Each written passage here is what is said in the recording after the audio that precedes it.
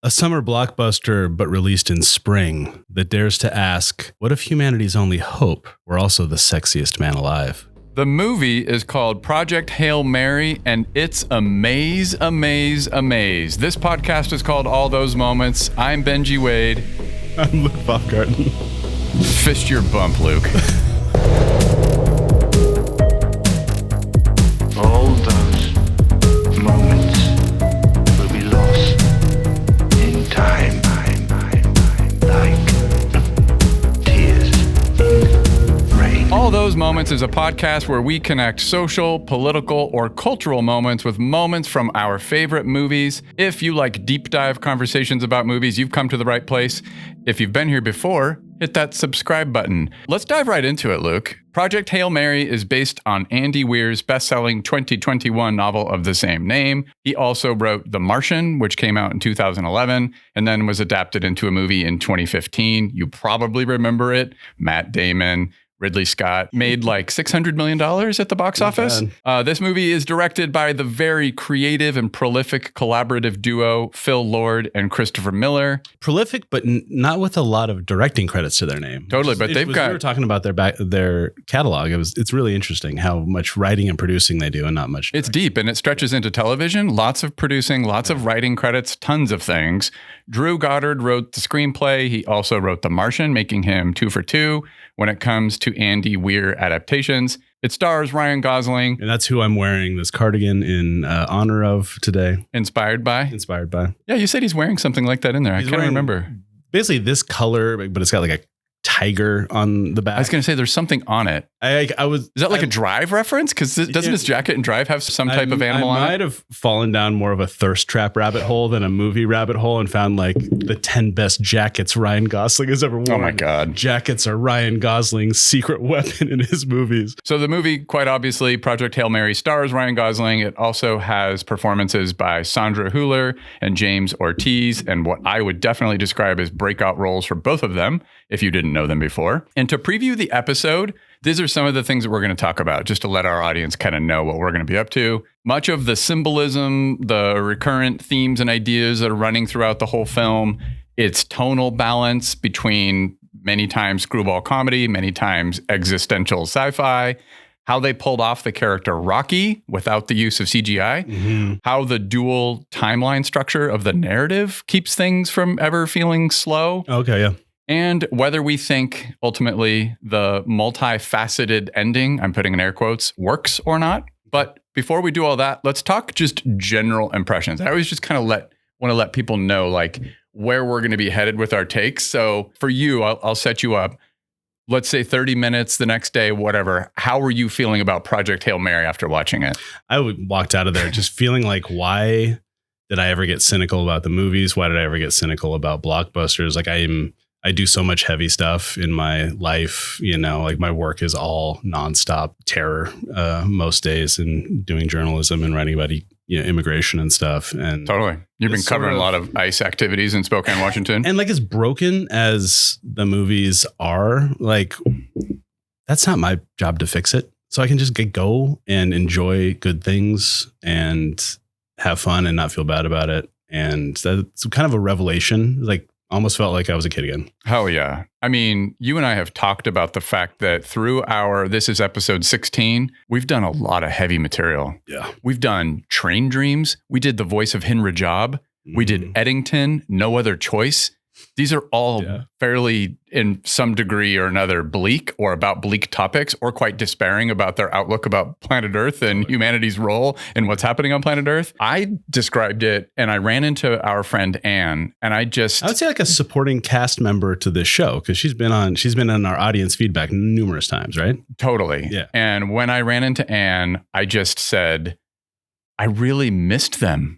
Rocky and Grace. And I like saying Rocky and Grace, by the way. I'm not going to say Grace and Rocky. I'm going to say Rocky and Grace. Because you think, is Rocky the star of the movie? I think Rocky is secretly, yes, totally. And I just missed them. I found watching this movie to be almost like therapeutic. Like I was bathed in CBD, you know, It was just like, I came home from watching it and felt super chill.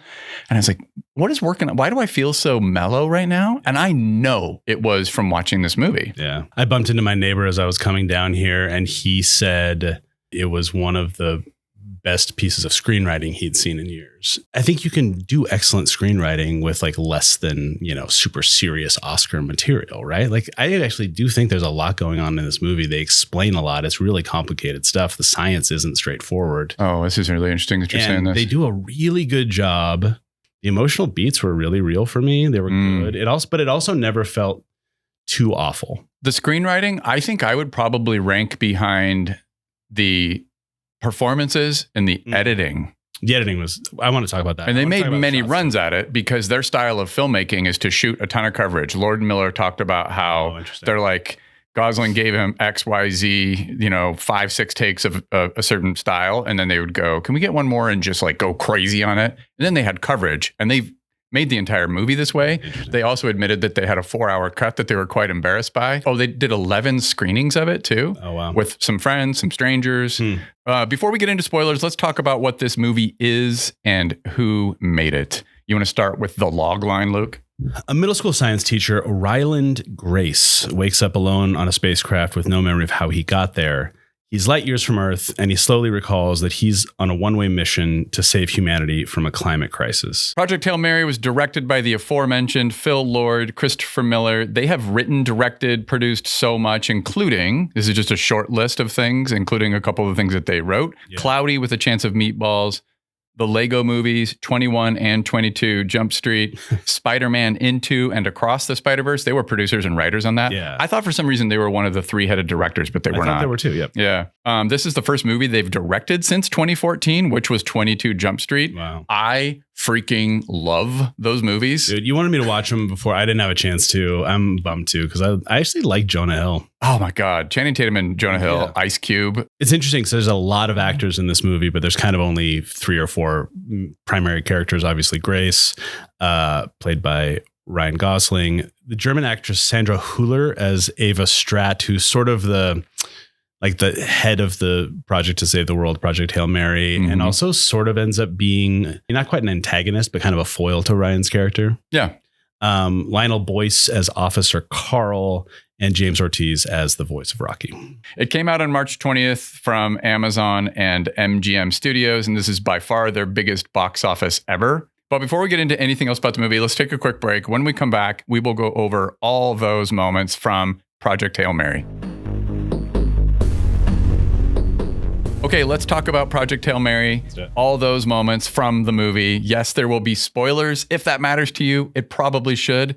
Check out the movie first and come back. Project Hail Mary opens in media res. Ryland Grace is being woken up from an induced coma aboard a spacecraft. That much we can figure out. It turns out it's an interstellar research probe. He has 2 dead crewmates. He's disoriented, I would say barely functional, and he's talking to an AI computer. He whiteboards and figures out that with the fuel on board this spacecraft, it would take him 113.8 years to get to Earth. And he's like, well, it's the first seeds that are being planted with the audience that whatever mission this dude just woke up from. And if you're like us, which, real bad. Yeah, I'm assuming both of us had not read the book, that this is a one-way trip.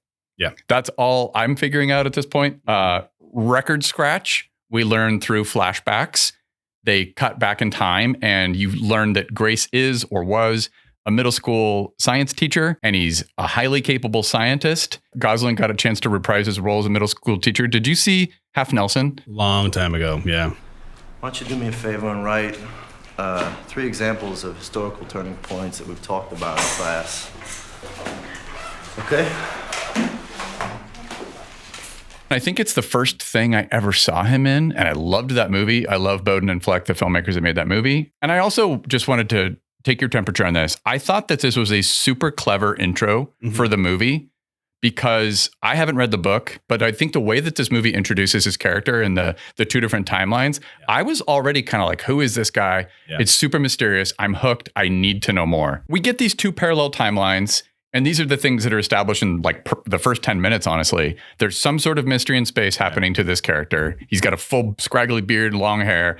And the context on Earth is through flashbacks. It's obvious that it's some time ago. We don't know how much time. The fact that he teaches middle school lets him describe the stakes of the movie, which is a hard science novel. Which is what Andy Weir's specialty is, using simple language that a dum-dum like myself can understand. Right. So I think that the character of a middle school science teacher becomes perfect. It's like any dodo brain American can understand this. Right. Quick note from our friend Kayla, our producer on all those moments. Andy Weir is a college dropout that found his way to becoming an engineer. His mom was an electrical engineer and his dad was a physicist. So he says he was destined to be a nerd. Weir enjoyed writing short stories and did that throughout the years of programming software. And he found that his day job actually helped with revising his stories. I think this is a really interesting note. He wasn't too precious about his writing, and he's willing to make edits because of his background with doing engineering and software. Like as a coder. It also helped him be accurate with any calculations that were present in his stories. Okay, so back to Grace's classroom. We learn from his interactions with students in this lesson that he's doing that there's a global science crisis, but it's like a climate change with a twist. Instead of a heating planet, scientists have discovered a substance called astrophage, which is slowly dimming the sun. If you've seen the movie and found this part confusing, maybe this will be helpful. There's a streak of infrared light between the sun and Venus known as the Petrova line, named after the satellite enthusiast who discovered it. The Petrova line is made up of this astrophage microorganism that's basically eating the sun. And that's what the kids in the class are kind of asking. And they ask with a bit of kind of trepidation. They almost don't want to know the answer. And Grace doesn't really want to give it. But he's kind of like, this isn't, you get the subtext. This isn't great. Kids in the class are aware that the planet is basically facing an extinction event. And for me as a dad, this was the first moment of this movie of like, highly relatable. I don't think you have to be a dad, but the fact that this is showing a class full of kids really, brought it home for me. Anyhow, the two timelines, what's happened in the past on Earth, what's happening in the present on this space probe with Grace. That is the pieces that are in place for the rest of the movie. Earth timeline kind of looks like this. Humans are getting together to fight this scourge known as astrophage. And here comes the UN Petrova Task Force led by a Dutch administrator named Eva Strat. Strat drops in on Grace's classroom to get his help solving the astrophage crisis. And you can also tell that he is a very reluctant hero. Meanwhile, within the space timeline, this is where Grace is still slowly remembering that he's on a mission that's tied to this crisis. The stakes are existential. Planet Earth is basically fucked if he doesn't complete this mission. He figures that out. His crewmates are dead, so he's now without the pilot and without the medical officer. And that's who should be aboard this thing. It should be a pilot, an engineer, and a science officer. And you're already kind of putting together like, how did he end up here? And why does he not remember anything? The medical officer, notably played by Lily from the AT&T ads. Did you clock that? Absolutely did, yes. Lily from AT&T. Just by the way you said that, her name is Milana Vaintrub, and I like her very much, and I think Luke does too. I like her very much. She's also, those AT&T commercials were like the cornerstone of so much March Madness. Like all of those, she was inescapable. Yeah, for like, 10 years, 5 years, something like that? Yeah. He's been in a coma, we find out, for around 4 years. He starts listening to country music. He's in the phase, if you want to think of like stages of grief, where he's just like, not quite acceptance. He's still like in denial. He's like listening to country music. He's drinking vodka out of an IV bag, which we find out belongs. He finds from, the medical officers. The AT&T's Lily, who, AT&T. By the way, that actress born in Russia. She was born in the former Soviet Union. Oh, interesting. Yeah, like a couple years before the collapse of the Berlin Wall. He metaphorically pours one out for his lost crewmates, and we see glimpses of them through flashbacks. And I want to pause here and ask you a question, Luke. It's apparently handled quite differently in the book, but do you think Project Hail Mary balanced these timelines well? They don't want you to know everything all at once. Yeah. So, and that's fine with me. I love that I like in medieval storytelling. I like discovering along with the character or remembering along with the character. So it didn't bug me. What did you think? Same. And in fact, it's like a classic rule of editing. You give your audience exactly as much information as they need to make it to the next scene. Totally. It's like you just get loaded up with this emotional beat and it's like, cool, well, that will segue into this. And I think they manage it really well. Yeah. Shout out the editor, Joel Negron, for managing both timelines so effectively. recently credited with editing Thor Ragnarok and Cocaine Bear. I have not seen Cocaine Bear. Did you see Cocaine Bear? Apparently, this was one of their projects too. They did. Oh, was it? Were they producers? On okay. Cocaine Bear, yeah. Lord and Miller also talk about screening the movie, as I mentioned, 11 times, a small group of people. So they really, really worked hard. Their editor definitely got a lot of cracks at perfecting it. I think the parallel editing of the two timelines is pretty effective. Yeah, and they picked like really good emotional beats to carry one moment into the other. So continuing on with moments from the Project Hail Mary, we get back to the Earth timeline and learn that Grace is one of many scientists that are being recruited to help with the astrophage crisis. Strat is the no-nonsense leader of this effort. She has help from a deputy. Actually, can we go back just for a second? Because it's not in the notes, but I think this is one of the parts where I'm like, one of the things about hard science fiction, Andy Weir's stock and trade, is that it's plausible, right? It's so close to what, it's in our universe. It's not some, galaxy far, far away. And it's not, and the idea is that this is something, we might not have this technology yet, but this is at least within these stories obey the laws of physics as we know them and chemistry as we know them. Did you catch why Ryan Gosling gets picked for this crew? Or why he gets brought up in the first place? Oh, you mentioned this. No, I do remember it, but he had some sort of theoretical idea that he put into a paper. And he's like a theoretical biologist, is what it sounds like. And his whole paper was, it's possible for there to be non-water-based life forms. Right. And so that's why she comes to him and say, hey, you had this paper. It was crazy. The reason he's working as a teacher is that it was so roundly derided by the scientific community. It basically chased him out of academia. So that's why he's a teacher. Okay. But then, so he goes about in this scene, like that happens right before where we're at.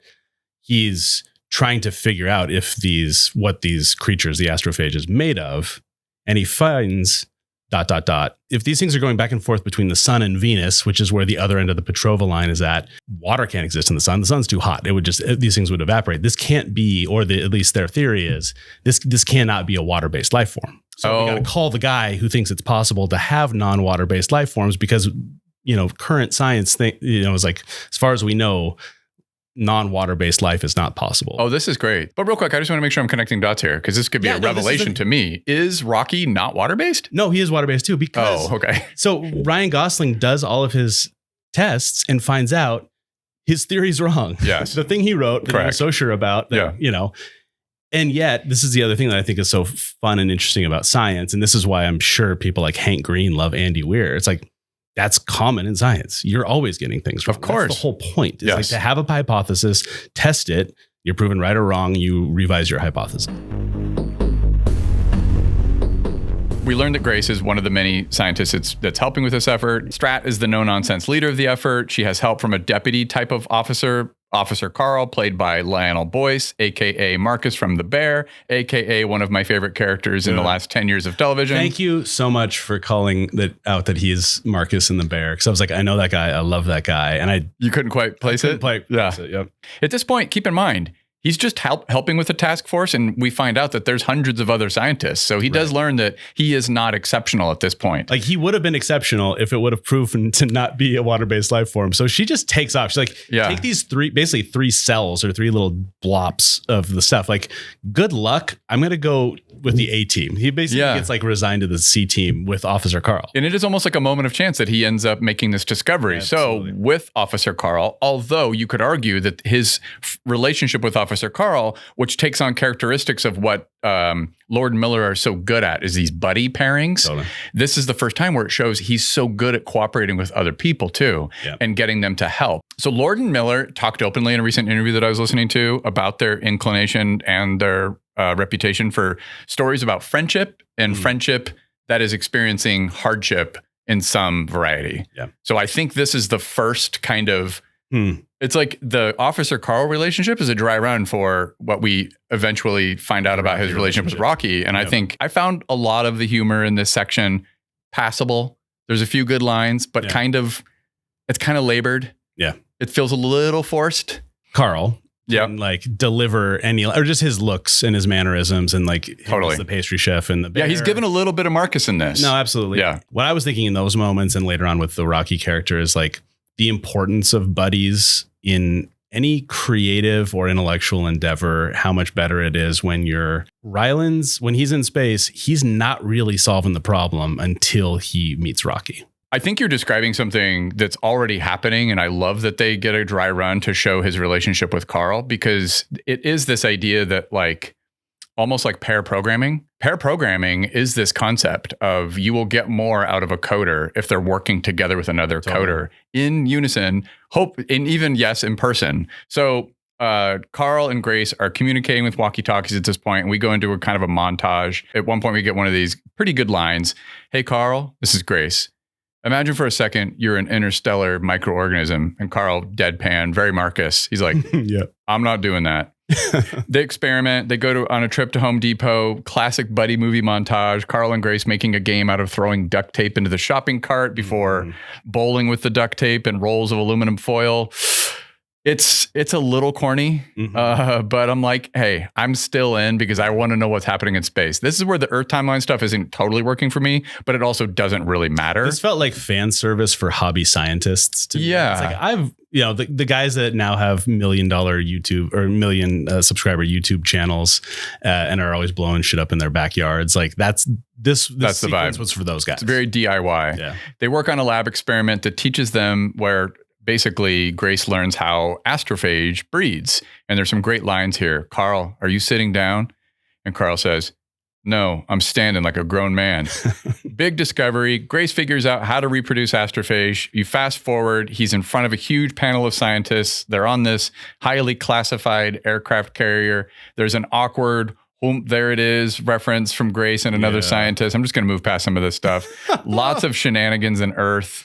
The Earth flashback timeline earlier on in the movie. It's a little Pixar. It's a lot cringe. It's kind of like, hey, parents, you're going to like this part. Whoop, there it is. Oh, yeah. And then the other one says it. And then Grace is like, I like that guy. I'm just like, can we just get back to space? Yeah, totally. They realize but it's important to note that like the only reason he gets invited back to that ship is that he's the one who discovers how they reproduce. Totally. And that's why this line is going to Venus. So the Astrophage are going back and forth to Venus because they eat the sun, but they reproduce in carbon dioxide and CO2, I think. They toot and scoot is what he calls it. And so what they're realizing is if they can reproduce the astrophage, which is a highly volatile microorganism, they can use the astrophage to travel the 11.9 light years to a star called Tau Ceti, which appears to be the only star that they can identify that hasn't been affected by astrophage. So Tau Ceti becomes really important to the story, very popular. This is where, back to Andy Weir, he's working in like not just plausible things, but things that are actual. Yeah. Tau Ceti is very popular on Earth among stargazers because it can be seen by the naked eye. Tau Ceti is a sun-like star that has 4 confirmed, I'm putting in that in big, bold, Earth-sized planets orbiting it. This ends up being the entire basis for the story of Project Hail Mary. Use this astrophage, harness its energy to travel to Tau Ceti and see what's up. Why is it immune to astrophage? So we're basically 30 minutes into the movie at this point, and Grace realizes the following. He's on this mission, he's alone, and there's no backup.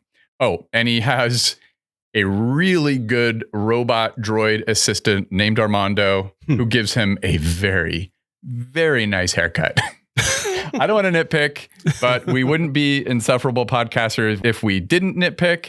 Ryan Gosling is so fucking good looking. Yeah. And yet, I just want to say, when he first appears in the movie with the scraggly hair and the beard, but then seems to find this amazing, and I mean borderline uncanny ability to cut his hair perfectly with the help of Armando. It's AI, man. Woof. I was like, he's got the frosty tips. He's got the sculpted wings over his ears. He's also ripped. The thing is, though, I know, I look. If you took note of the fact that he's ripped, well, wait, I've got an update for you. In the book or the movie, his appearance really doesn't matter. He's described fairly nondescript. But when it comes to his body, Luke, I'm going to do this only once. I'm going to talk about the book, which I have not read, but I think it's worth doing here because I didn't want to come in here and shit on the movie Project Hail Mary because Ryan Gosling's too ripped and not figure out, is there something to that? So it turns out, in the beginning of Weir's novel, when Ryland Grace is still assessing things after waking up from the coma, it's written in first person present tense. And here's a passage from it.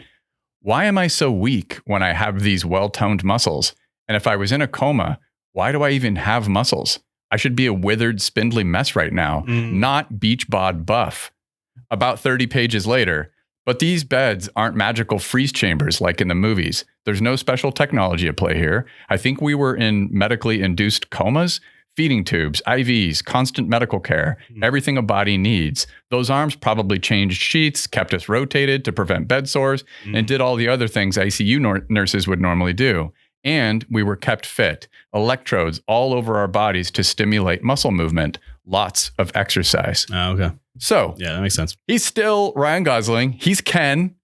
Yeah. He's a ripped, beautiful man in space, yes, with gorgeous hair, and it doesn't really matter. And I love that that's the choice that they It's make so in the movie, funny. is to not even acknowledge that shit. They could have put in a couple throwaway lines of like, these fucking electrodes on my arms made me ripped. Yeah. So he's given real, I described it as like heartthrob Egon Spengler from Ghostbusters type vibes. Totally. All right, back to moments from the He's movie. just too good looking. Grace, it doesn't hurt the movie, and they don't even Not at bother explaining these things. And it didn't matter to me whatsoever. I was like, he's fun to look at. Grace quickly eulogizes his dead crewmates and ejects them into space from the probe. It's the first time we see Gosling cry in the movie. It's fine. I want to just say that I think this is just me, and I want to ask you what you think. I think this is an inherently weak part of the storytelling that's probably unavoidable. Okay. In either timeline, these characters, and by the characters I mean his two dead crewmates, they just don't matter. Yeah.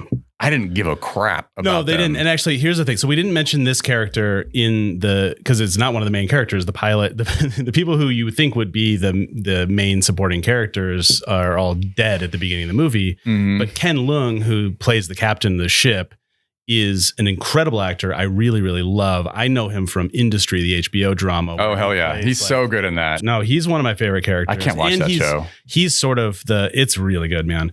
But I kept waiting. I was like, I hope this guy, and I already knew he was dead, right? By the time I realized. Oh, but you were hoping he'd have something to do? I hope he would have more to do in the earlier timeline. He just did. That was a bummer. They're thankless roles. It's also revealed that Grace has a really cool LED cage. It looks like an MMA cage about 20 feet in diameter that's made of 100% LED, and he can fill it with like random visualizations or videos from planet Earth. It's like, that's pretty cool. What's it called in Star Trek in the Next Generation? It's the holodeck. It was like it's like a 2026 version of the holodeck. Yeah. It's or like a poor man's sphere. that's what I was gonna say. It's like if they wanted to make a holodeck, but all they had was the Las Vegas sphere. Totally. Continuing the space timeline, Grace finally arrives in this other star system. He eventually starts to orbit Tau Ceti, and he can see its Petrova line. He sees something obstructing the Petrova line, and he's like, the AI computer is like, blip A. And it's just like, suddenly we've got some tension. The story's like, it's heating up. Yeah. He attempts to pilot the probe away from the ship, but it follows him. Well, so we should say, maybe just to back up here, the reason they're at Tau Ceti at all is that they're basically most of the suns in the observable universe from Earth have this happening. Correct. Once they figured out why they're going to Venus, because the astrophages breed in carbon dioxide or whatever. Yep. Then they're like, oh, every one of these has a Venus-like planet. Every one of these solar systems is about to die. So Tau Ceti has the same situation, but it's not dying. So he's going to figure out, why is Tau Ceti not dying? So when in this scene, when I see blip 1, it looks like it's interrupted. I'm like, oh, okay, there's going to be something basically blocking the astrophage. I thought the same thing. Right. Yeah. And so that's like, And it's not. That's not what it is. and this is another way that it's just like sort of slowly this like idea of like, we're investigating, this is science. Yeah. Like, here's our first most obvious answer is like, well, there's a break in Something's the thing, blocking so it. something's blocking it. It's like he squints a little bit. It's like, blip A. He attempts to pilot the probe away from this thing, but it turns out it's a ship. It's following him, and it becomes one of my favorite scenes in the movie. A balletic car chase almost, except instead of cars, you've got a crude NASA probe and then this ornate looking ship that looks like some sort of intergalactic space scaffolding. It's like organic rock. It reminded me of what were the underground Muppets? Yes, dude, Fraggle. the Doozers. The Doozers, yeah. Wow, that's funny. Something's wrong with these doozers. It looks like it was designed by Doozers. Or it looks like the supports you see if you've ever done like 3D printing. Yep. We learned that these creatures are kind of evolved as 3D printers. Dude, and you're right. It's such a good pull, the Doozer thing. He is kind of like a Doozer He because is. he's playing with the space glass stuff that he's sculpted and the Xenonite. Oh, hell yeah. Yep. One of the best scenes in the movie. And we also find out that Grace, our very reluctant hero here, tries to pilot the probe away from the alien, but it's almost like the ship is flirting with him. The alien ship hurls a projectile at him, but it looks like the capsules it kind of looks like the capsules you send to a teller at a bank 100%. drive-through. That's exactly what I thought. And then it's going end over end toward the probe, and reminded me a little bit. This felt intentional almost, where like you have that match cut in 2001: Space Odyssey. Grace shouts at the probe's computer AI. He's like, "It could be a bomb. Is it a bomb? Shields up!" And the AI computer responds, "There are no shields on board the Hail Mary." Why not? Great physical comedy. Yeah. This is where it's like, this is why this dude comes back to SNL over and over again, because he's so fucking funny. They cut back to Earth. It's not fair. I'm just going to keep saying it isn't. He's just also a super good dude. That's what, so the other, just back for a second when you were like, I didn't know if I wanted. How often does Ryan Gosling miss? I don't even pretend I've seen half of his movies. Point. But I'm never like, oh, that guy makes bad decisions. On the way to our family trip to Hawaii a couple months ago, I rewatched Crazy Stupid Love, and that's still because of him. Mm-hmm. Man, he's so good. Yeah. They cut back to Earth. The astrophage research continues. I think they do a really good job of keeping that exposition to a minimum, because honestly, at this point, what's happening with Grace on the probe with the alien chip is far more riveting. I'm like, give me exactly back to the editing principles. Give me exactly what I need to know from planet Earth and get me the fuck back to finding out what's happening with Grace. Yeah. So he retrieves the projectile. Turns out it's made out of some form of xenon. He tests it with this little instrument that says it's xenon, which is a gas, and he's like, fucking things broke. But it's like, no, it actually is a solid form of this gas. And they don't say it in the movie, but we get a sense that like that's not something that's possible on Earth. Right, exactly. So the civilization, we don't know how it has an atmosphere. We don't know what they are, but we do know that their world is capable, has evolved in such a way that their sort of tech stack, their tech tree, if we're playing a game of, like a 4X strategy game, it's like they chose we can turn xenon into a solid tree, where maybe we went down the nuclear fission. You're such a fucking nerd. I love that you just put it in like Blizzard StarCraft terms. Jesus Christ. There's a model inside that shows the planet where the inhabitant of this alien ship is from. It's a planet called Arid. This is back to your point earlier. This is why this is an Andy Weir fictionalized planet that does represent a theoretical or proposed exoplanet that is located in a real star system called 40 Eridani. So Grace sends back a message indicating that he's from Earth. And this is where I start really, really loving this movie. I'm like, this is so much fun. Yeah. The heart and soul of the movie is just starting to come to life. This Iridian spacecraft sends this kind of tube-like tunnel to connect with Grace's ship. The design of this stuff is really cool. It's not like H.R. Geiger. Doesn't need to be. No. This tube connects to Grace's ship, and it's an invite to come aboard and do a little basically a docking platform. Yeah, it's like a meet and greet, and you can kind of tell it's where this is headed. And so Grace and us as an audience, we get to meet the highly intelligent Iridian alien aboard this ship. Can we just talk about, though, when he's making this, so the first spacewalk is just hilarious.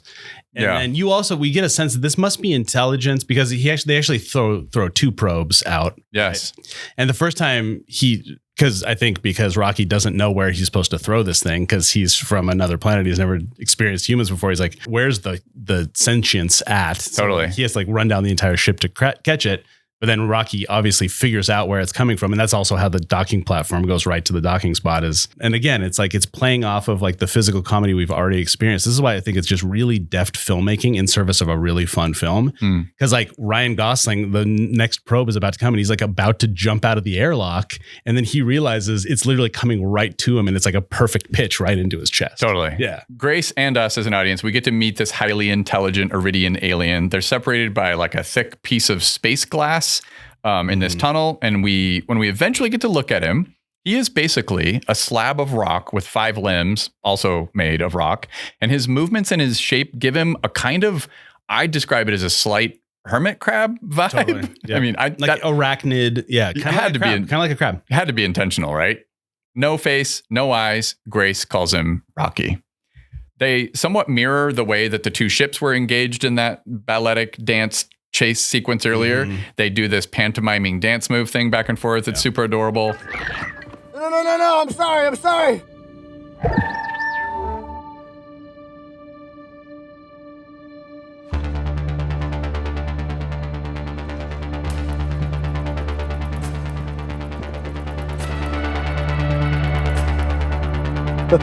Rocky taps on the glass and makes a sort of whale song for speech. And then they do this very, very fun nod, which I'm like, very few people in this audience, including Kayla, our producer, was not familiar with Close Encounters of the Third Kind. Yeah.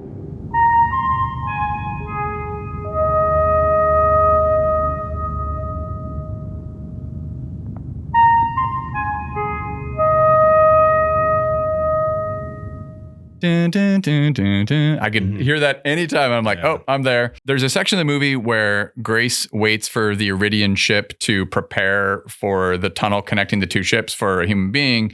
And we find out that, like, Rocky, back to your point, he's paying attention to whatever's on the other side of this thing. He creates a breathable atmosphere and he creates gravity so that Grace can be comfortable. Yeah. And there's a funny moment where they exchange gifts. So Rocky has constructed one of his many beautiful Xenonite sculptures, and Grace reciprocates with the model of the Iridian ship that's made out of ramen. That's pretty funny. This is where it's like, all right, it's precious. Yeah. I'm also, whatever disbelief, whatever cynicism has been completely fucking dispelled. I'm just all in. Yeah. We learn that Rocky has created a breathable atmosphere that gives Grace what looks like and he gives him what looks like a necklace. That's a very funny scene too. He's like, I'm not putting this on. But it's shaped like an O, and there's two of them. And he's like, oh, he's communicating that it's O2, it's oxygen. Yep. And it's the first real goosebump moment of the movie for me, admittedly. Yeah. He looks back at Rocky through the glass. He has the two O's, this necklace thing, and he's like, still don't think I'm going to do it, because if I'm wrong, I'm really wrong. He eventually takes off his helmet. Yeah. I love Daniel Pemberton's score through this entire section of the movie. It's pure like exaltation and uplift. It's just so good vibes. Grace isn't solving this crisis in isolation. Yeah. Back to your point earlier, he's got his buddy. Yeah. He's ready to do some pair programming. They're going to team up and they're going to fucking figure this shit out. Yeah.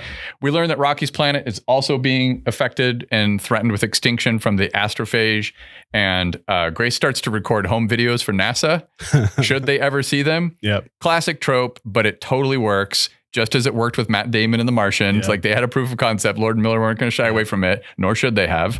And that's still the only way you can communicate across planets. We were doing it in the 60s in the moon. And like, that's literally, it's like, it's a conceit, but it's also the only way humans can communicate over those kinds of distances. So yeah. Rocky and Grace ultimately find a way to communicate with a kind of expanding vocabulary. They create these, Rocky will create these Xenonite sculptures for puppet shows. Great line from Ryan Gosling as Grace. He says, if I can't understand what he's saying, which is most of the time, he puts on a little puppet show for me in my tiny brain. And you know what? I don't mind it. Rocky tells Grace that there were 23 crewmates on his ship and 22 of them died. It starts to hit. There's some good feels stuff there. Sure. It's the first issue of the line, fist my bump.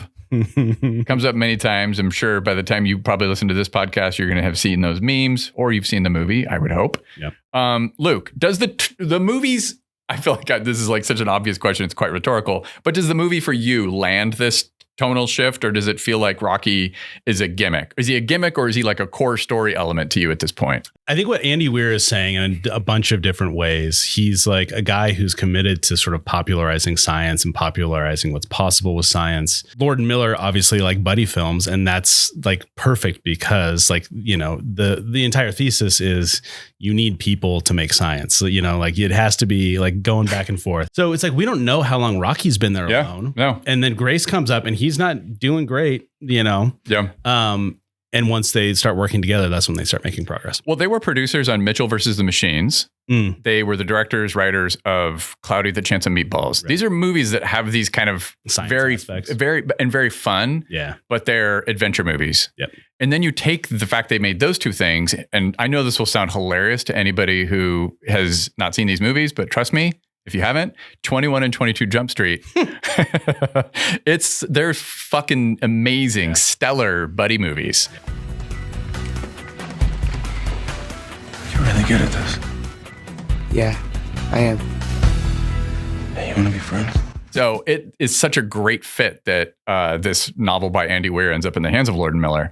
So at this point in the movie, this is Grace and Rocky, aka Odd Couple in Space. Mm-hmm. They're building on their communication, they're exchanging knowledge, and they're solving problems together. And this becomes both, I think, the emotional and intellectual center of the rest of the movie. Absolutely. They have a voice to text. So Grace finally has this epiphany. He's like, why not give Rocky a voice? Kind of like Siri. Mm-hmm. I have currently a British Cockney voice, Siri. Mm-hmm. They try out a bunch of different ones. A Scottish male that's pretty funny. They have a Meryl Streep moment that's also very really funny. And Gosling has a very kind of meta moment. He's like, she could do anything. Yep. They settle on the voice of James Ortiz. Ortiz is also the puppeteer, and they nicknamed these puppeteers in the movie because there was many of them for each of the limbs or whatever. The Rocketeers, which is kind of funny and very cute. The Iridians also like to watch each other sleep, we find out. And so Rocky has this moment where he insists that he watch Grace sleep. He's like, I lost my entire group of friends, 23 crewmates. I'm the last one. And because I was watching them sleep or whatever, and then they never woke up. So he's got some trauma, right? Yep. Grace obliges him. He basically brings a sleeping bag into the tunnel to have a little sleepover. Yep. They're just like a couple taking things too quickly. All the different facets of like a rom-com. Totally. It's like, hey, we have a lot in common. You make me laugh. I make you laugh. They start sleeping together. Sure, the first time it's just on the couch, but eventually Rocky moves in. And they start living together on the Hail Mary. But before we get to that, Rocky wants to know why. And Rocky kind of actually does it. In the way of some of those sorts of relationships, Rocky doesn't give Grace a choice, really. No. Rocky just shows up. Yes. Rocky wants to know, before we get to Rocky moving in, he wants to know why a school teacher in space. And it's a perfect trigger for the next sequence on Earth, which is, dun, dun, dun, how did Grace end up in space? We meet the original crew that was intended to go on the Hail Mary, a pilot, engineer, and a science officer. And it turns out the science officer is a guy named Dubois, who, you want to talk about a thankless role. Jesus. Grace gives a demo about the power of Astrophage. They take a little small amount of it and they melt a metric ton of steel or something. Yeah. So it's been harnessed. They have figured out how to harness the energy of Astrophage. So that is what they use as the engine to send them to the stars. Exactly. So Project Hail Mary becomes viable at this point in the Earth timeline. But back on the Hail Mary, Grace hears a knock on the door. It's Rocky. He's in a hamster ball. It looks like a 20-sided die made of like space glass. Space glass, yeah. It's more than it's a hamster ball. It's more than 20 sides. Yeah, much more. But every risk they took financially or creatively with this movie has to pay off with this choice. Yeah. And otherwise this movie fails, right? They fucking nail it. It becomes full blown, back to your idea that like Grace was given no choice. It's like full screwball comedy. Yeah. Like Preston Sturges eat your heart out stuff. Like Rocky's rolling around every square inch of the Hail Mary and very quickly. And he's shitting all over Grace for being a slob. Yeah. And it's like, why is this so messy? Is this where you keep your trash? Yes, exactly. And Rocky has this great line from James Ortiz. Rocky will build workshop here. We'll need much more room for Rocky and much less space for Grace. It's at this point you realize Rocky's also only like 2 feet tall. I don't know. When he was in the tunnel, some part of me was like, really? You thought he was bigger? I couldn't quite tell. It was not clear to me. And then you're like, oh, he's a little guy. Yeah, a little guy. Grace keeps doing the home videos, takes on a very 1999 MTV Real World Big Brother vibe. Maybe the funniest moment in the movie. They're both eating. Grace is eating ramen. Oh, God, this is so funny. Rocky says, Grace looks disgust when eat. And Grace says, well, how do you eat? And the way they shoot this is so perfect. It's through the hamster ball. And Rocky is out of focus in the foreground with his back turned to the camera. But we see Grace's reaction. He's mid-slurp with his ramen. And by the way, Ryan Gosling, another thing that he's just like so good at, like Brad Pitt, Hall of Fame, sexy eater of food. It looks like Rocky is eating space jello. Something like that. But he's like basically impales himself with one of his limbs. He fists his bump. He fists his bump, dude, into some mysterious orifice. And it looks like it's where a human anus would be. Where a sphincter anus so would be. He basically feeds himself up what we would think of as the butt. Which he had shown before in the movie. Yeah. And thrown into the glass. Yeah. But yeah, it got the biggest laugh in the theater the whole movie for me. Real quick before we move on, we've talked a lot about Ryan Gosling as this, teacher, sort of fish out of water. Rocky's crewmates are all dead. He's the only one that survived. Did you catch why they died? The one who survived? No. The other members of his species die of radiation poisoning, which is why I mentioned fission when I was talking about the tech trees. They live on a planet where they're not as familiar with how deadly radiation is, like the sun's radiation and other like forms of radiation. The astrophages give off radiation, and that's how they travel. Okay. Or no, they eat radiation. Sorry, God, I'm messing this up. Grace's hypothesis is that Rocky survived because he was close to the Astrophage engine and everybody else was on a different part of the ship and they got exposed to too much radiation. Rocky didn't because the Astrophage was eating the radiation and that whole crew died. But that means that Rocky, again, is basically the ship's mechanic. He's not like the greatest scientist on the planet. He's the dude who's meant to keep the systems running, which is why his like primary tool looks like a soldering gun. And I love that aspect. You picked this up from watching the movie one time? Yeah. You son of a bitch. The screwball gags continue. Rocky's hearing is so good that he can hear Grace complaining on these home videos, even when he's barely whispering. This is all super funny. It all works because you want it to. Yep. It's like disbelief completely suspended.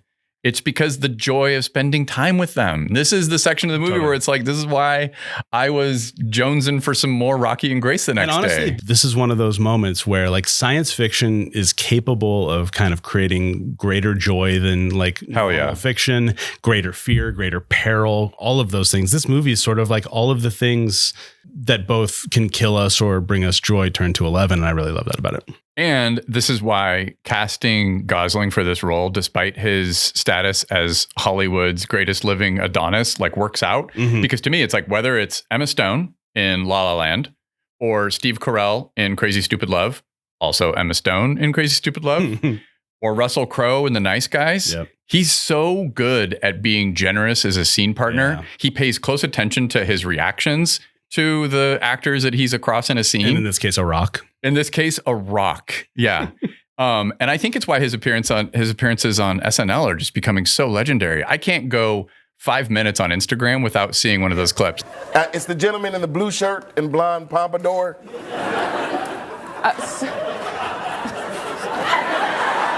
Sir, do you mind moving? I'm sorry? Me? You're talking about me? I have no idea what's going on. I'm sorry. What? Yes, can you move the seats? Okay, sure. I'm sorry. I've never heard of that cartoon character. We can't say enough about how well this works because they used a real puppet. Well, as you were saying that, I'm like, you can't be a scene partner with a CGI thing. No, with a tennis ball on a string or whatever, which is what they normally do, and green screening and keying things out. So it's James Ortiz and these other puppeteers. It's Neil Scanlon, the creative FX supervisor, who worked on the Star Wars movies, also worked on Andor. That stuff's amazing. Yeah. My God, the bots, the droids in that show. So how many puppets? Or how many puppeteers did it take to do Rocky? 5 or 6. Wow. So yeah. One for the body and one for each arm. I think so. Wow. Huh. It's Greg Fraser, the cinematographer. He's my favorite currently. Give me some of his CV. Dune movies. Oh, yeah. The Dune movies. He did the Batman. He did a great Jane Campion movie called Bright Star. He did Killing Them Softly, which is a great Andrew Dominic film. He did Zero Dark 30, which you and I talked about when we did A House of Dynamite. He did Foxcatcher, which we talked a lot about with Carson Lund. Shout out, Carson. We know how much you love Foxcatcher, which is gorgeously shot. Gorgeously shot and one of the bleakest movies you will ever see. And like, ugh. But rush off to Letterboxd and see Carson Lund's review of it, and you'll get a good chuckle. I got a little nauseous even thinking about that movie. All working in perfect harmony with Lord and Miller, the co-directors. Some notes from Kayla about James Ortiz. So Ortiz was responsible for building and operating Rocky, but wasn't a sure thing to become the voice until everyone saw how effortlessly he was working with Ryan Gosling. So Gosling said that Ortiz seemed to know exactly what Rocky should say and how he should say it, making the choice for Ortiz to be the voice quite an easy one. Ortiz promised Gosling that he would make sure they could keep working with the puppet as loose as possible in order to have room to play. These things can be very rigorous and kill the creativity vibe, it seems. I think, this is Kayla's words, I think Ortiz's attention to that point is what made their interactions shine. That's really great. I don't think James Ortiz is merely good in Project Hail Mary. He's exceptional. But one thing we can obviously say is that being in a scene like that, looking at a physical puppet and also hearing a person's voice right there makes it so much easier as a performer for Ryan Gosling. I mean, yeah. Would you say that this is where the movie works best? Like the screwball section and them getting to know each other and all the MTV Real World shit. Yeah, no, absolutely. And then just like they're trying to solve problems together too. Like they're building their relationship. Yeah. Great segue. This is all funny. It's all heartwarming, but they still got to save Earth. They got to save Arid. Is it Arid or Eris? I think it's Arid. Arid. They make a plan to gather a sample of Astrophage and figure out why Tau Ceti isn't being affected by it. It's adventure time for Grace and Rocky. They go out near Tau Ceti to collect a sample. And there's a moment where Grace is looking at Tau Ceti. Whew, gave me real Danny Boyle's Sunshine.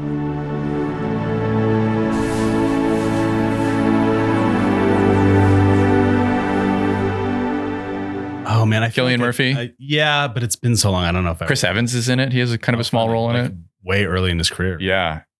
Gorgeous looking moment using a combination of VFX, but also some simple practical effects. Two big Lexus 65s on a crane.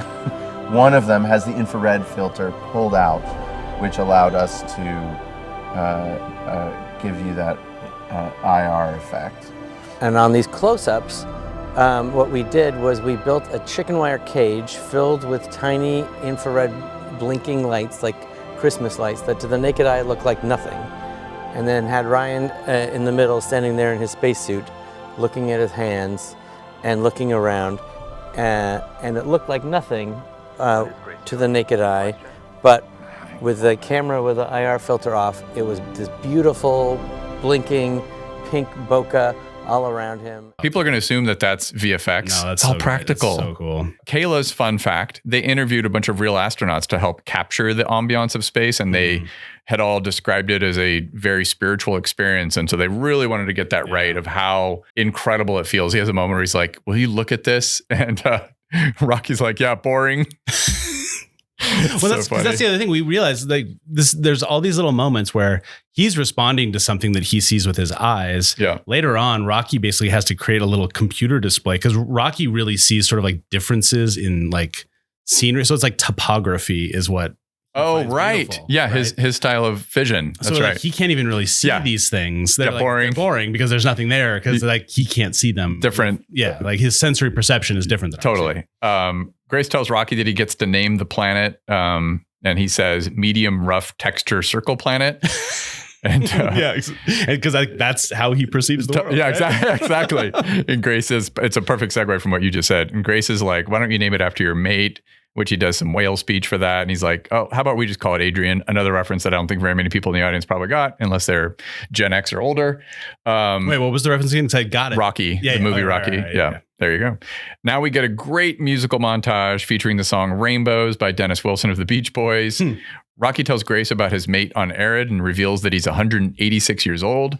I thought at this point that, Grace and Rocky do some karaoke in the MMA cage made of LED. And then we segue to a karaoke scene that I'm going to get to in a moment back on planet Earth. But I thought after this, they were going to reveal, I was pretty sure that Grace was about to say that he was involved with the Lily from AT&T. Maybe because I thought if I was him, I'd be pursuing Lily from AT&T.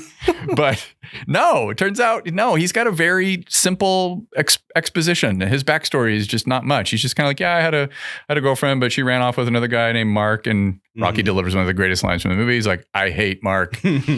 So it turns out that Sandra Hüller, who plays Eva Stratt, is a hell of a singer. She is in a bar. It's coded a little Top Gun, Kelly McGillis. 100%. Kind of a vibe. She belts out a strikingly soulful rendition of Harry Styles' Sign of the Times. Yep. We get to watch Grace watch Strat. I counted, Luke. I watched the scene. I counted 11 reaction shots.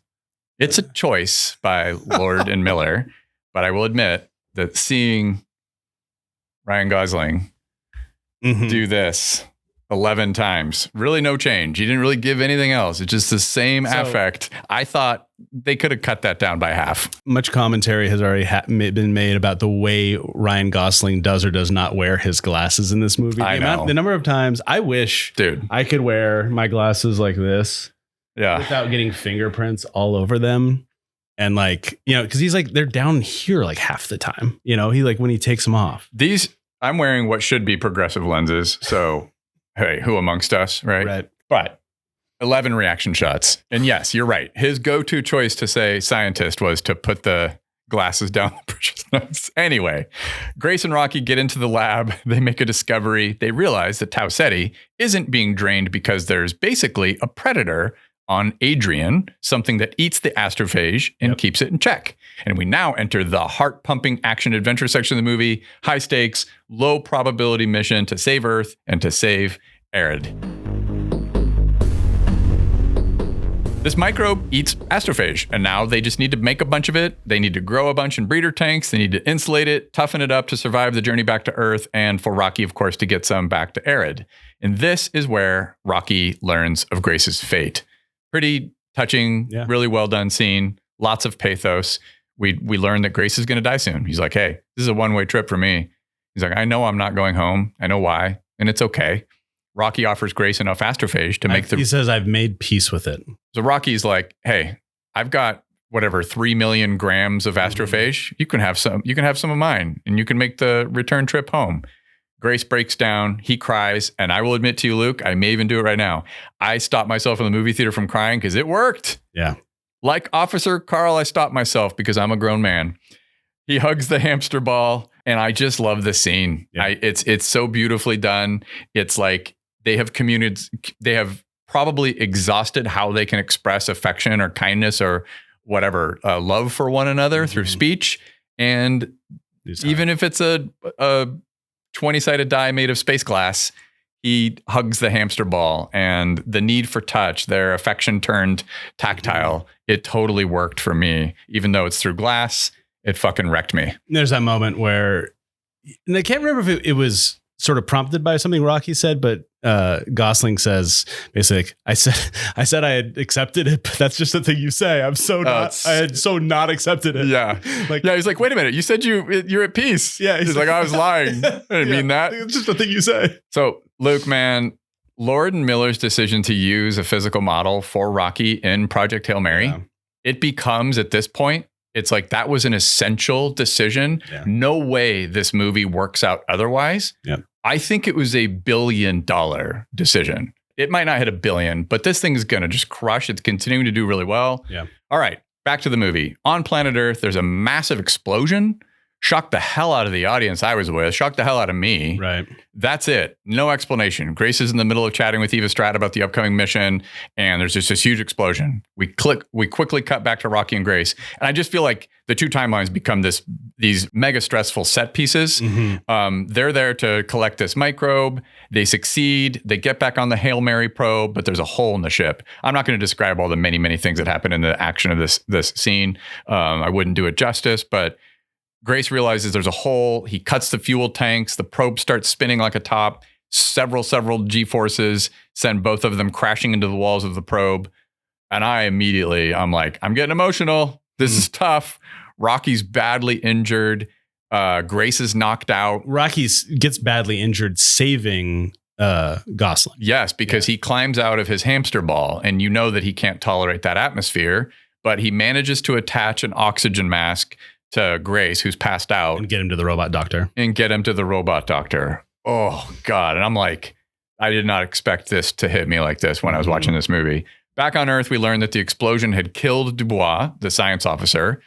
They were doing tests with astrophage, and we just learned like how volatile this thing is. Yep. And it dawns on Grace that Strat intends to replace Dubois with him. Back to the Hail Mary. Grace wakes up on the probe. He's in a kind of makeshift medical bay being attended to by Armando. He's patched up thanks to Rocky, but he gets out and finds that Rocky's in super bad shape. Curious if what you thought. He was going to die. Rocky, I was like, it's necessary. It's going to happen. I'm going to be a puddle. Grace holds vigil for Rocky. He watches him sleep. Says, I'll watch you sleep, buddy. Grace analyzes the microbe. He names it Taumiba. He's talking to Rocky, even though Rocky's passed out, and we assume is either dying or dead. Right. He preps the Taumiba for the trip back to Earth. They say earlier, the reason the Aridians watch each other sleep is like the way they sleep, they basically are like paralyzed and they can't revive themselves. So they basically, it's sort of like, it's a protection mechanism to like sleep in shifts maybe, or you're watching over your loved one so they don't get attacked. I don't know what predators are on their planet, but like, that's the idea. Yeah. And so it's like, he's going to be like sleeping like a rock, whether he's alive or dead. And that was one of the moments I thought, like, whatever reason Andy Weir had for making that choice in the book, they just like that weird, like, it's really a moment about sort of human or extraterrestrial connection. Like watching your partner sleep is like a sign of love and affection, but it also works really effectively here to be like, I don't know if this guy's alive or dead. And I think none of what happened to that point was surprising to me. And I guess what I'm trying to say is not many movies are really that good at holding the suspense of whether something's going to happen or whether it doesn't happen or which of these two. Yeah. Like I felt like I was Schrodinger's cat for so long. That's I didn't know. That's a great way of describing it. And it was really effective. Yeah. I was held in suspense really effectively by this. I think the editing, the pacing, the performance by Gosling, everything about it. He eventually, the Grace character passes out. He's exhausted. He wakes up to see that Rocky is there. He has somehow found a new hamster ball. And I think, again, this is one of the best things about the movie. The book has 500 pages to get through these major story elements. Right. Lord and Miller, they very, very smartly elide many of the major things that happen. So the viewer is invited to just think, oh, I'm sure Rocky ran a quick trip back to his ship to build another hamster ball. They hug. Or he just used the weird little like extraterrestrial soldering iron he has like attached to one of his arms. Totally. When at first Grace is kind of in disbelief. He's a little bit, his mind is scattered from waking up from probably a really long and deep sleep. They hug again. And again, their need for touch. Again, my need to cry. This time I definitely do. I had a couple moments in this movie where I teared up. And it's like, hooray, they did it. Resolution music from Daniel Pemberton's score. They party on the ship. But we get basically a 20-minute epilogue that's punctuated by a crisis. So I thought this is one of the first kind of natural endings to the movie, but I realized there was at least 30 minutes left in it. Yeah. It starts with an emotional goodbye. Grace goes back aboard Rocky's ship. The resolution music tempo increases. It feels appropriately ABC After School special. Yeah. Very choral world music sort of vibe from Pemberton. Literally, like it is sort of like this could be an intro to a song on Paul Simon's Graceland or something. You know? Yeah, and he's not shying away from it. Or you know what? Actually, no. It actually reminds me of some of that choral chanting in the Thidren line. That's a great pull. It's uplift dialed to 11. It's on steroids, but I'm completely into it. Back on planet Earth, we get the reveal of how they got Grace aboard the Hail Mary. They effectively roofie him into being he got roofied real good. The replacement for Dubois. Yep. Hence Grace waking up on the probe, not knowing how he got there to begin with in the opening of the movie. I thought when watching this the first time, funny, also a little disturbing. Extremely disturbing. Yeah. They don't have an ounce of consent from Grace. No. And there's a funny chase sequence involving Officer Carl. And the last words that we hear from Grace is before ostensibly being imprisoned and thrown onto the Hail Mary is from Officer Carl when he's like face down in the dirt. He's like, you know who you are. You're going to do great. Mm-hmm. I want to admit, I talked to Ray about this movie, my wife Ray, about this movie last night, and I'm going to save my thoughts about this moment until we get to our takeaways. But it made me rethink how I thought about this. Interesting. Yeah. So back in space. But we are going to talk about it more? Yep. Okay. So back in space, the resolution music slows and fades, and Rocky and Grace have a lovely goodbye, some final words for one another. And I'm like, how are there still 15 minutes left in this movie? So with the astrophage that's been gifted by Rocky, it's going to take Grace, we find out, 4 years, 2 months, and 11 days to return to Earth. But there's an alert on the Hail Mary probe. His computer AI is telling him there's a problem, right? Another record scratch. The movie's not over. Grace discovers that the Taumiba has evolved to evade Xenonite. I'm glad I watched this twice to figure this out.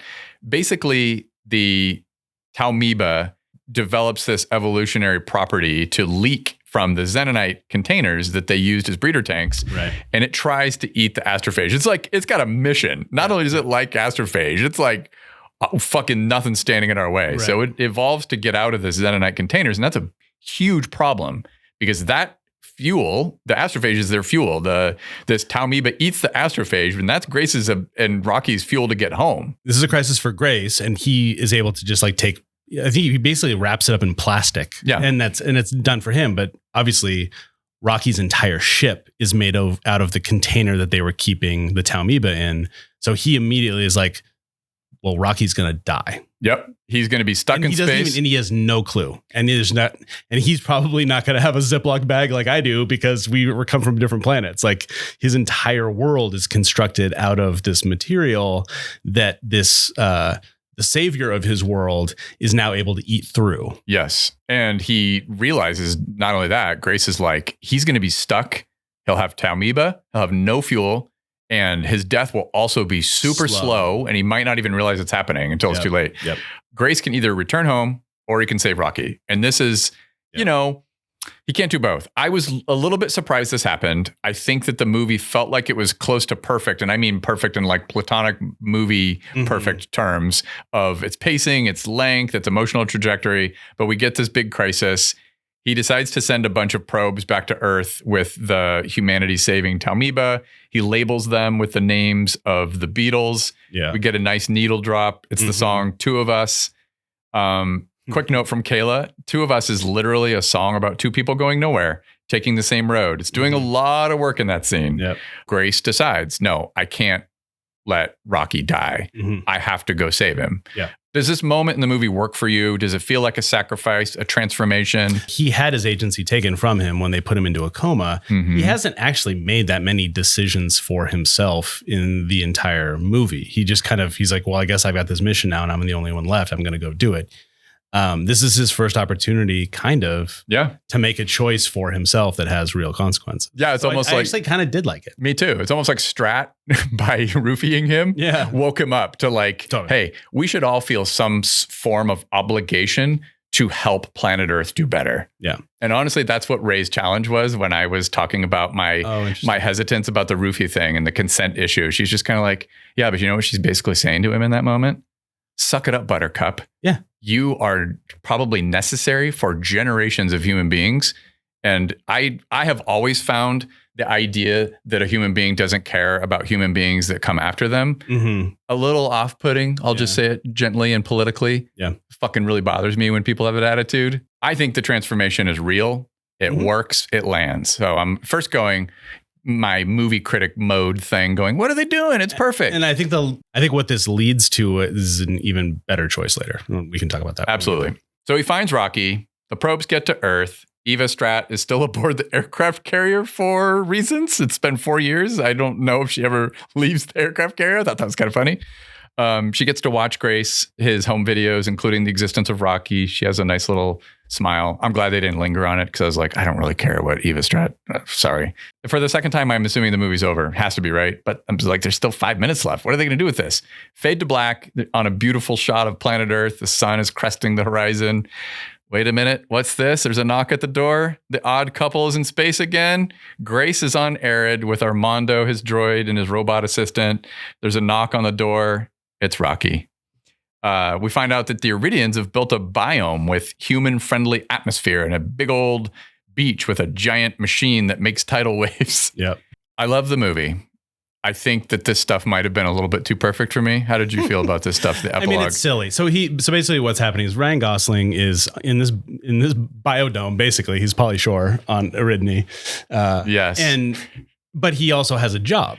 Because they're walking across the beach, he and Rocky. Rocky now has graduated from a ball to more of like an exosuit that he's made with the glass and stuff. It's pretty cool. Yeah. But he's more fitted. He's basically walking. It's a lot more fitted. It's narrow fit. Yeah. Yeah. And it's a testament to how much Rocky loves his friend that he's like kind of continues to put himself into the suit so he can go breathe or be in an atmosphere that would kill him instantly, and almost did. But Rocky's basically walking Grace to work because we get to the end and Grace is now a teacher again, teaching Iridian children about whatever, science. Yeah. I mean, Rocky has been to some degree anthropomorphized in this movie. You'd expect that. Come on. Again, disbelief suspended. I don't care. I'm into it. But now I just felt like this again is just a nitpick. I love this movie. He kind of behaves like a dog. He's scurrying around the beach. I halfway expected Grace to throw him a bone, Yeah. It was a little, here, boy.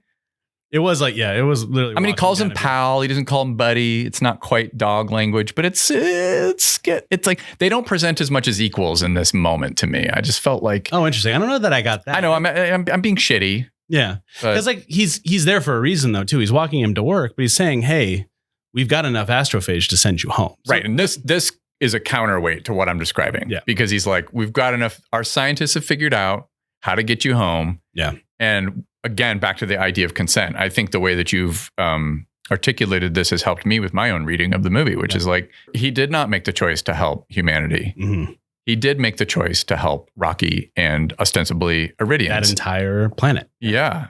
And at the end, when he's presented again with a choice, he's like, we've got a way to get you home. He goes, Yeah. can I think about that? Basically. Yep. Great line from Rocky. He's like, yeah, think about it for a long time. Yeah. Because he doesn't want his friend to go. Yeah. Like we didn't really talk about the lack of any sort of love interest for Ryan Gosling. He was this driven scientist, clearly, who had this crazy idea. It ended up being wrong, but it also kind of destroyed his career. We see him as a teacher, and he clearly loves interacting with the students. He's good at being a teacher, but there is a sense that like his life did not go the way it planned. Yeah. Yeah. And it's kind of rad that this movie doesn't fuck with his sexuality at all. It doesn't even matter. No. Yeah. And so he's like, he really had not chosen, he didn't have much community on Earth. He actually ends up finding community on this weird planet. So the fact that, and he has a friend, like we don't even know on Earth if he had one friend. Well, so two of the scenes in this movie that I'm kind of picking on, the karaoke scene and now this one, you're helping me, you're providing this counterweight because I'm going, I kind of like that he has this just affection for Eva Strat while she's singing this cool song, you know, and doing such a great job out of it. He doesn't like flirt with her. It's not seduction. No. It's amusement. Yeah. And that's fine. Yeah. I like that. That's the end of the movie. He goes into a classroom filled with little baby Iridians, and it's a perfect bookend. He starts the movie as a teacher. He becomes a savior. He ends the movie as a teacher again by asking a question. And again, back to your observation when you made the kind of Blizzard StarCraft thing of like, look, there are gaps in knowledge and what is known by Iridians. They're not, I love that he doesn't fetishize the Iridians as being like, fucking, they know everything and humans are morons. Yep. No, it's actually like the Ryan Gosling's character knows things that Rocky doesn't know. Yep. So when he asks these Iridian kids speed of light, they don't know, and he's going to teach them. Yep. But they're going to teach him a ton of shit that he doesn't know. It's really, that part is cool, even though it's I felt a little handled by Lord and Miller with that. But again, I'm like, I'm a 50-year-old man. Also, I'm fine with just looking at some Grogu-esque, Iridians. Can we return briefly to Top Gun?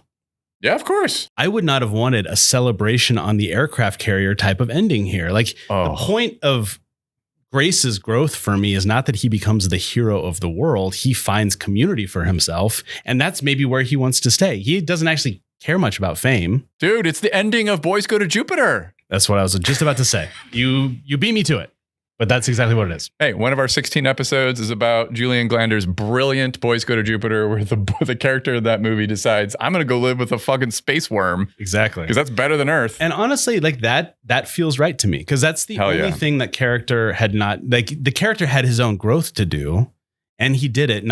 He did not choose to save his own planet. He did choose not even necessarily to save Rocky's planet. He chose to save his friend Rocky. And I think that's the most beautiful part. Let's take a quick break here. We'll come back and give our final thoughts and takeaways about Project Hail Mary. So let's use this framing for our takeaways. Grace starts as a teacher, becomes a savior, ends as a teacher again. The thing you just described, Ray said the same thing last night when we were chatting about this movie. My wife, Ray, she's a character on this podcast at this point. She processes so many of these ideas with me. She talked about that. She said, the celebration on an aircraft carrier would have fucking sucked had they done that. So whether I was like, okay, it's a little too precious, I think I'll look at it just completely different, because I'm just so grateful that there were no fucking aircraft carrier high fives and fist pumps, right? So Ray introduced me to the work of a woman named Joanna Macy, who passed away last July. It sounds familiar, but I don't, what's her deal? So she was the co-author of a book that came out in 2012 called Active Hope. She was an author, an environmental activist. Okay, I think I know. Yeah, okay. And the kind of like Google description of this book that she co-wrote called Active Hope, a guide for finding resilience and purpose amidst global crisis like climate change, offering tools to move from despair to empowered action introduces the concept of the Great Turning, a societal shift to a life-sustaining civilization, and provides practices to honor pain for the world, find strength in community, and contribute to this transition and make life more meaningful. So you and I, Luke, we mentioned it earlier in the podcast. Are you going to ask me how meaningful you make my life?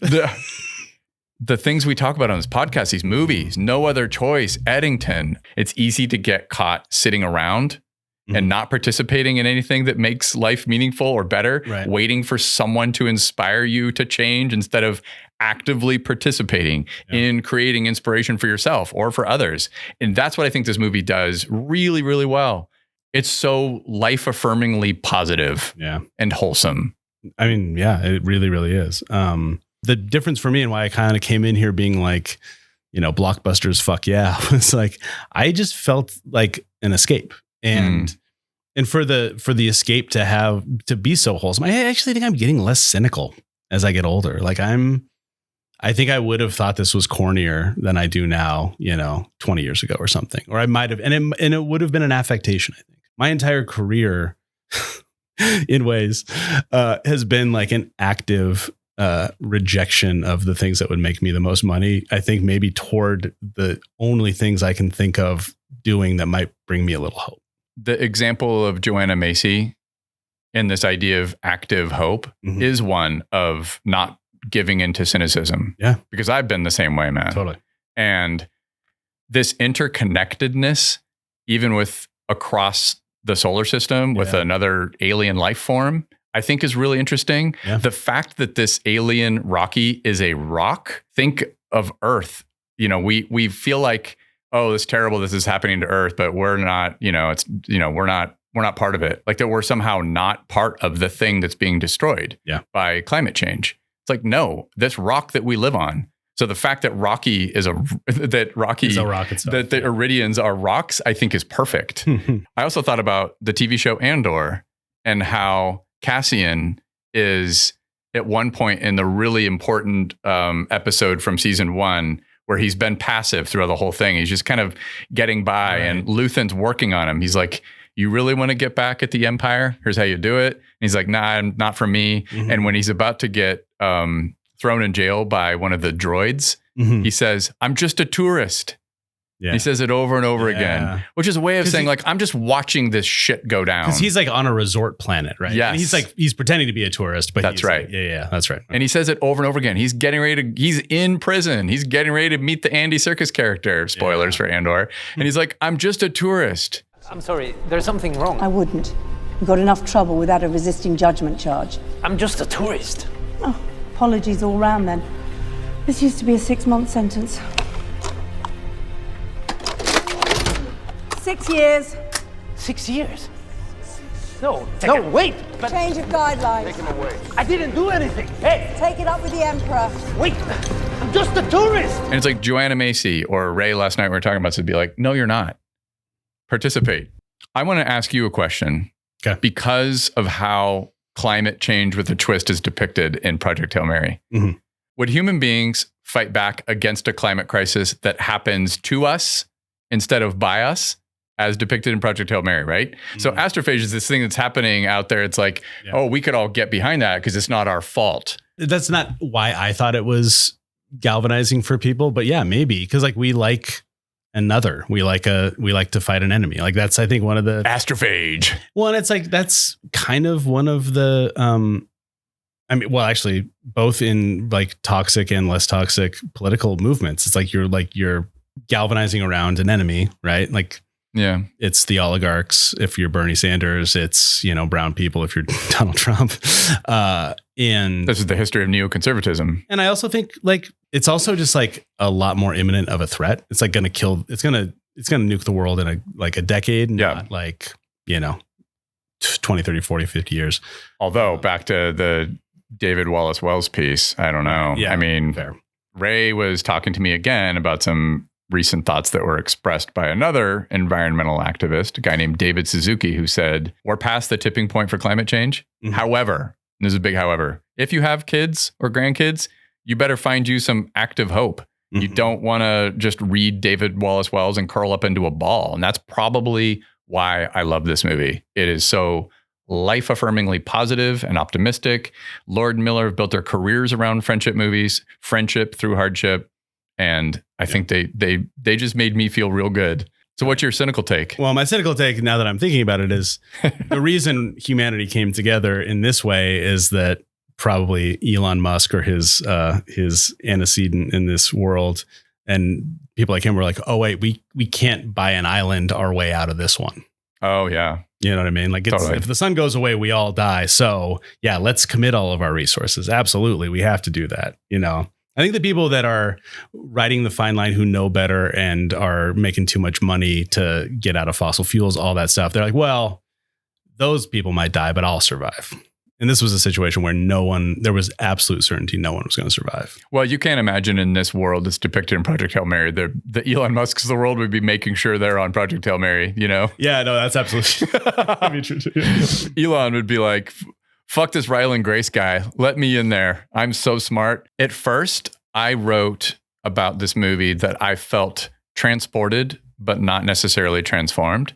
But through my conversations with you doing this podcast just now, or with Ray when we were talking about it last night, even, I think I may have been. I don't know about how I was transformed, but I feel like I have been changed, altered to whatever degree as a person just experiencing culture and stories with people in a dark theater. I think now that you've brought up the hope thing, and I think this is really great, it's helping me wrap a bow on like my feelings of like what, and I'm not saying all science fiction and I'm not saying all dystopia, but like in general, and especially like the golden age of science fiction and like what science fiction at its best tries to do, I think, is be a vehicle for hope.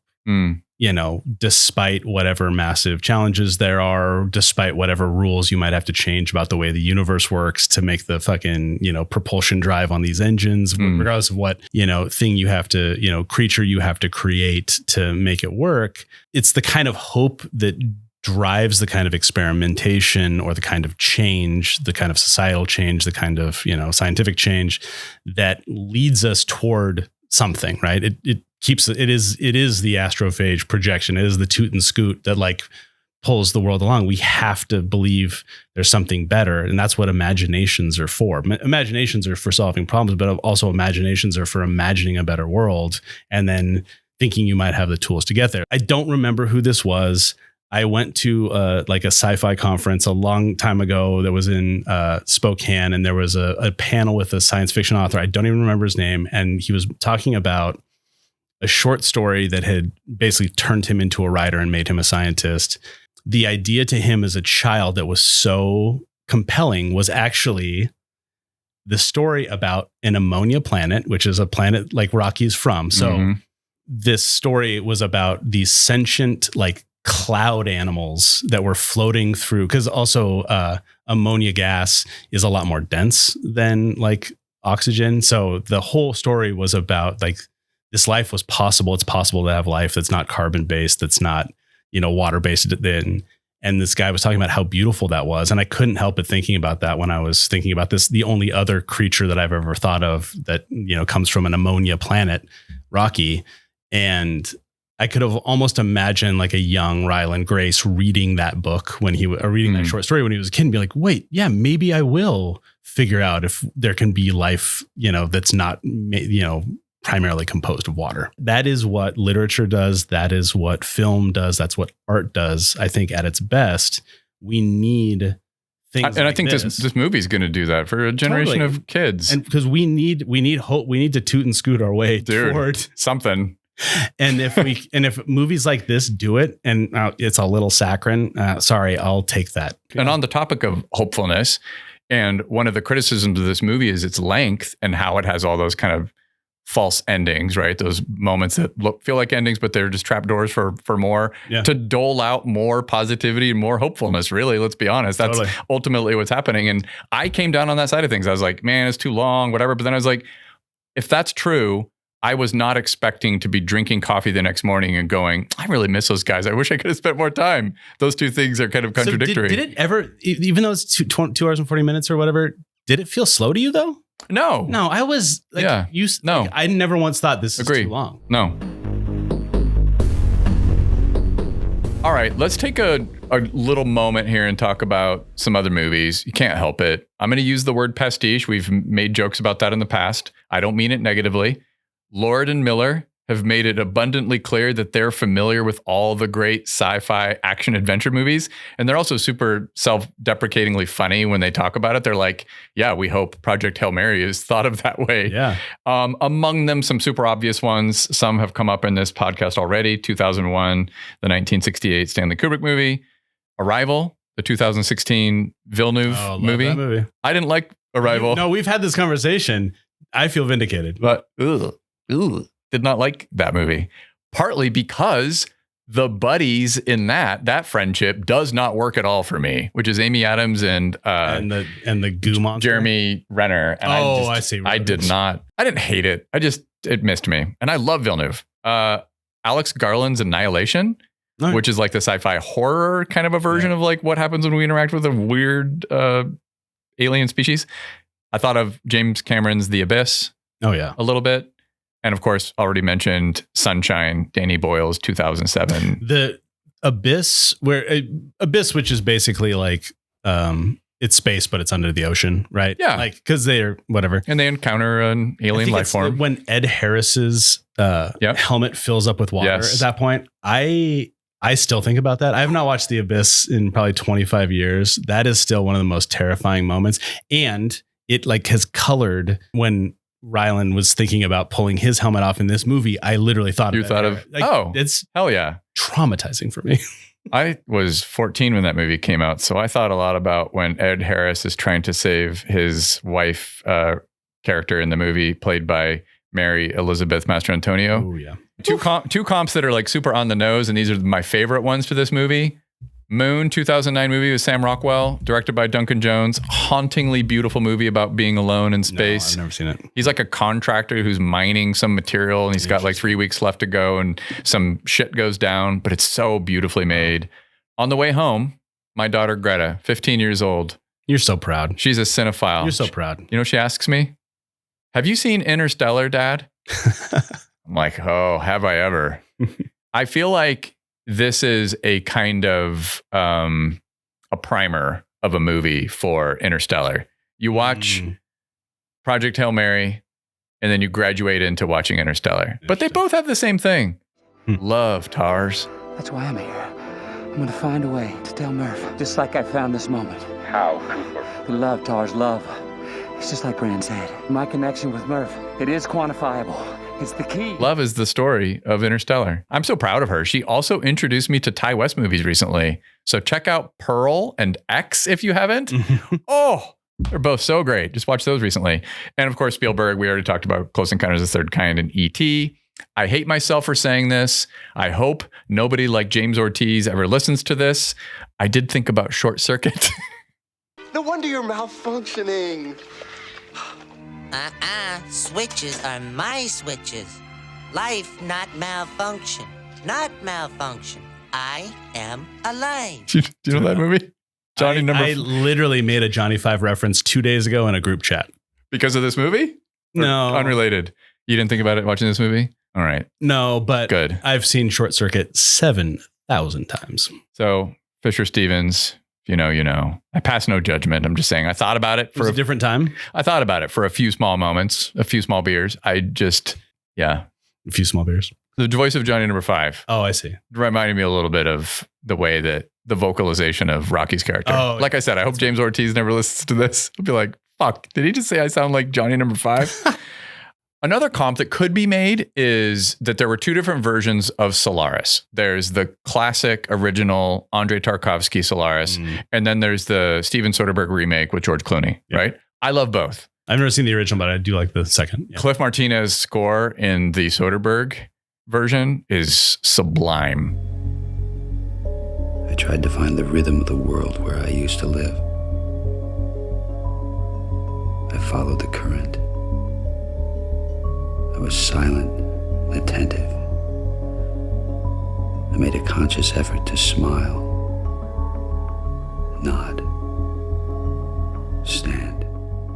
I think there's another version of Project Hail Mary that could be made that accomplishes the following. I did read somebody whose opinions I respect that said they wished it was 30 minutes shorter and 20% less unserious. I do understand where they're coming from with that. That there were moments where, in particular, you know, we talked about the hug, we talked about some, there's room for a different interpretation of Andy Weir's novel.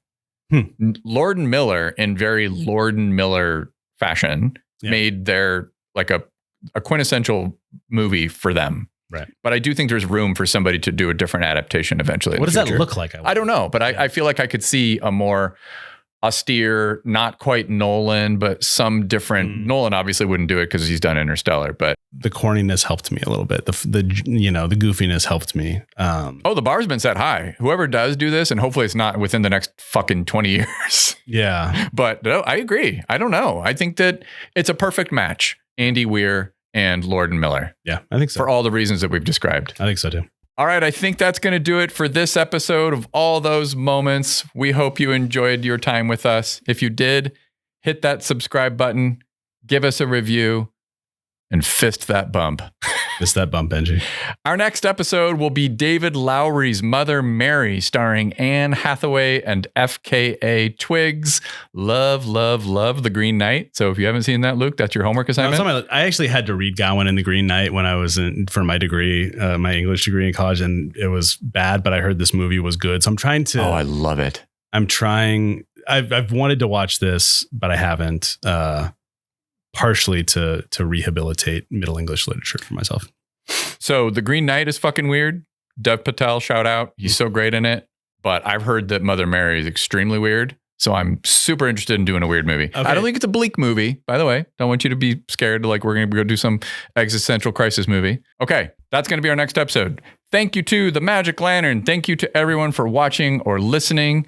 Thank you to Matthew on Patreon. We have a Patreon subscriber, which is kind of cool and kind of out of nowhere. Yeah. Especially given the fact that we haven't really done anything with Patreon. Maybe someday we'll do a repertory film just for a paywalling purpose. If we get like 5 more of those, we could pay for our movie tickets. Yeah, exactly. Thank you to our dear friend Kayla Brooke for helping to produce this episode. And thank you, Luke. Thanks, Benji. All those moments will be lost in time, like tears in rain. Time to die.